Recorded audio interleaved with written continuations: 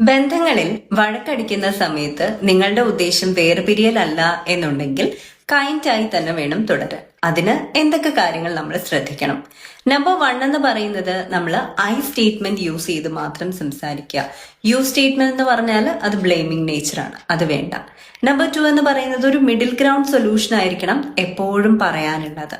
മനസ്സിലായോ? അതായത് നിങ്ങളുടെ മാത്രം കാര്യങ്ങൾ എടുത്തിട്ട് ഇതാണ് സൊല്യൂഷൻ എന്നല്ലാണ്ട് രണ്ടുപേരുടെയും കാര്യങ്ങൾ കേട്ടിട്ട് ഇങ്ങനെ ഒരു മിഡിൽ ഗ്രൗണ്ട് ഉണ്ട്, ഇത് നമുക്കൊന്ന് ട്രൈ ചെയ്താലോ എന്നുള്ള രീതിയിൽ തന്നെ വേണം സംസാരിക്കാനായിട്ട്.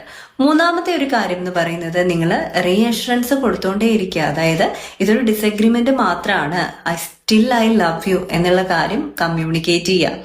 നാലാമത്തെ ഒരു കാര്യം എന്ന് പറയുന്നത് അവരുടെ ഫീലിങ്സിനെ വാലിഡേറ്റ് ചെയ്യുക. പുഷ് അവേ ഡിസ്ട്രാക്ഷൻസ്, എന്തെങ്കിലുമൊക്കെ ഡിസ്ട്രാക്ഷൻസ് ഉണ്ടെങ്കിൽ പുഷ് അവേ ചെയ്യുക. ഇനി ഹീറ്റഡ് അപ്പ് ആയിട്ട് ആർഗ്യുമെന്റ് മാറുന്നുണ്ട് എന്ന് തോന്നിക്കഴിഞ്ഞാൽ നിങ്ങൾക്ക് ബ്രേക്ക് എടുക്കാം.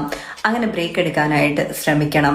അതോടൊപ്പം തന്നെ നിങ്ങൾ മനസ്സിലാക്കേണ്ട കാര്യം, ആ ഇഷ്യൂല് നിങ്ങളുടെ റെസ്പോൺസിബിലിറ്റി എന്തോ അത് ആദ്യമേ തന്നെ എടുത്തിട്ട് അതിനുള്ള ക്ഷമ ചോദിക്കണമെങ്കിൽ ക്ഷമ ചോദിക്കാം. എന്ത് തന്നെയായാലും കാമായിട്ട് തുടരാനായിട്ട് തന്നെ നിങ്ങൾ ശ്രമിച്ചുകൊണ്ടേയിരിക്കണം. അതോടൊപ്പം നിങ്ങൾ ചെയ്യേണ്ട വേറൊരു കാര്യം എന്ന് പറയുന്നത് അവർക്കൊരു ഫിസിക്കൽ കംഫർട്ടും ഇമോഷണൽ സേഫ്റ്റിയും പ്രൊവൈഡ് ചെയ്തിട്ട് മാത്രമേ വഴക്കടിക്കാനായിട്ട് പാടുള്ളൂ. വേർപിരിയലല്ല അല്ലെങ്കിൽ മാനസികമായ അകൽച്ചയല്ല നിങ്ങളുടെ ഉദ്ദേശം എന്നുണ്ടെങ്കിൽ കൈൻഡായി തന്നെ വേണം നമ്മൾ ഡിസഗ്രിമെന്റും അതുപോലെ തന്നെ കോൺഫ്ലിക്റ്റും ഒക്കെ പരസ്പരം അവതരിപ്പിക്കാൻ.